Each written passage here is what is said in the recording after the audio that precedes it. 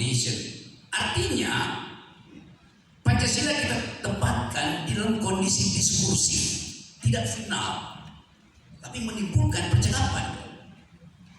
Nah, pada waktu Pancasila diucapkan oleh Bung Karno dengan yang setiap minggu dia jadikan sebagai pelajaran di RRI, dipidatokan itu Pancasila yang pedagogis. Kenapa? Ya karena yang ngajarin sang pedagog yang ngerti arah pembicaraan itu.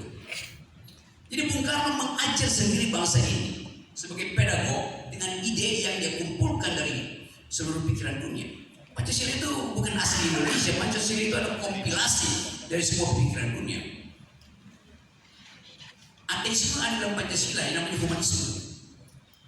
Marxisme ada dalam Pancasila yang namanya keadilan sosial. Nasionalisme ada dalam Pancasila, persatuan Indonesia. Jadi semua pikiran dunia ada di situ. Karena itu Pancasila kemudian jadi semacam regulatif ideal, kalau kata Immanuel Kant, untuk menuntun atau jadi paradigma untuk menuntun ilmu-ilmu teknis di bawahnya. Itu pada waktu Bung Karno mengucapkan itu, dia tahu bahwa rakyat ini memerlukan semacam sense of missionary engagement, keterlibatan misionaris itu. Karena kita nggak tahu, sebagian dari kita nggak ngerti mau ngapain. Jadi masuk akal kalau pada akhirnya Bung Karno mengatakan saya penyambung lidah rakyat Indonesia. Memang benar. Karena isi kepala Bung Karno itu harus diucapkan secara retoris setara dengan kemampuan logisnya. Itu yang terjadi. Karena itu kita kalau kita dengar Bung Karno, betul-betul di dalam pikirannya ada dialektika, di dalam pikirannya ada koherensi sekaligus, di dalam pikirannya ada versi keadilan sosial diucapkan terus, datang dari secara otentik, dari cara dia paham tentang Pancasila. Pancasila di era Bung Karno adalah sebuah pedagogi itu. Di era Pak Harto, dia berubah Pancasila itu. Dia menjadi persyaratan untuk menapis lawan politik. Kan jadi instrumen akhirnya kan. Proposisi Pancasila itu diucapkan oleh semua menteri itu tanpa mereka mengerti bahwa Pancasila itu adalah ideologi, kalau kita pakai bahasa sekarang itu dalam pengertian yang terbuka, untuk menghasilkan percakapan, bukan untuk didoktrinkan. Yang terjadi begitu pada era Soeharto, era baru-baru. Setelah era reformasi, kita mencoba untuk memberi isi baru pada Pancasila, karena ada problem-problem baru soal gender equality, soal ecological footprint, environmental disaster segala macam. Jadi kita hidupkan Pancasila itu di dalam upaya untuk tetap dalam pengertian ada mission sacre di situ, ada misi suci di situ. Sesuatu yang kita ingat bahwa semua bangsa itu diikat oleh semacam misi suci.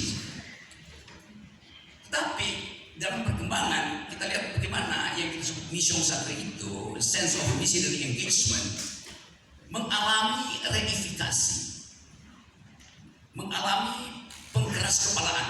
Bisa nggak begitu reifikasi? Iya, pengkeras kepalaan. Kenapa dia mengalami pengkeras kepalaan? Karena dia tidak mampu lagi untuk didiskusifkan macam diskursus selama reformasi. Kenapa? Ya udah demokrasi, ngapain? Nah sekarang ada keperluan itu karena tadi ada moral call untuk menghalau kemerosotan moral itu. Jadi betul-betul kalau kita mulai masuk di dalam sedikit wilayah filosofi, tadinya Pancasila itu semacam Reinen Vernunft, pure reason, konstruksi filosofi. Sekarang dia di practice Vernunft, kebutuhan untuk mengevaluasi etika politik. Jadi fungsi itu yang saya kira lebih baik kita ucapkan hari ini. Di fungsi Pancasila untuk mengevaluasi etika politik. Dan itu yang memungkinkan UGM masuk lebih jauh, menginterupsi keadaan kekuasaan hari ini. Oleh interupsi aja, interupsi, mengganggu stabilitas berpikir para politisi. Saya mondar-mandir BIMTEK segala macam itu, dan saya lihat bahwa tidak ada satupun semacam harapan bahwa politik akan diasuh oleh pikiran. Mereka undang saya buat BIMTEK, tapi saya tahu itu hanya untuk menghabiskan anggaran. Jelas.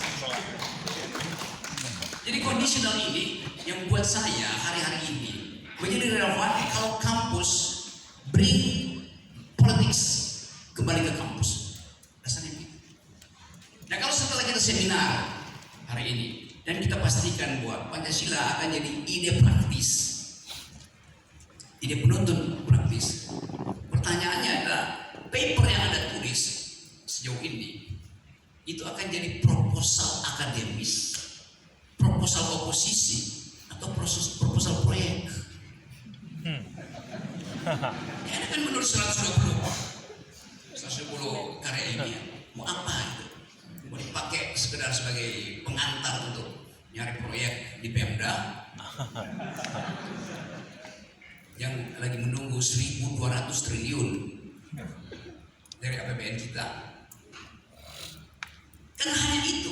Jadi dari awal kita tahu bahwa kemampuan kita untuk menjaga momentum ini harus dievaluasi oleh diri sendiri. Kita dengar keterangan apa itu ide republik, apa itu ide demokrasi. Tapi begitu kita sampai di daerah masing-masing, kita dipanggil rapat oleh Musbida. Tolong buatkan proposal. Untuk apa? Untuk makan siang gratis. Saya mau ucapkan ini di awal, karena kita tahu bahwa negeri ini dengan segala macam perlengkapan akademis yang kita punyai, dengan segala kemampuan berpikir teoritis yang kita punyai, pada akhirnya akan berhadapan dengan minimnya anggaran belanja negara. Itu akan membuat moral kita itu retak.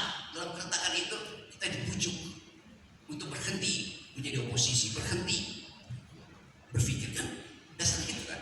Nah, jebakan-jebakan material ini yang saya kira layak kita bicarakan dalam kesempatan ini. Kan tadi ada ibu guru dari Bekasi itu, kalau kita tanya kenapa ibu guru dari Bekasi ada di sini dengan Bebas itu, kasih dia kesempatan bicara. Misalnya kenapa ada teman-teman dari Karang Taruna tuh yang dari sini. Karang Taruna itu kan semacam KNPI junior.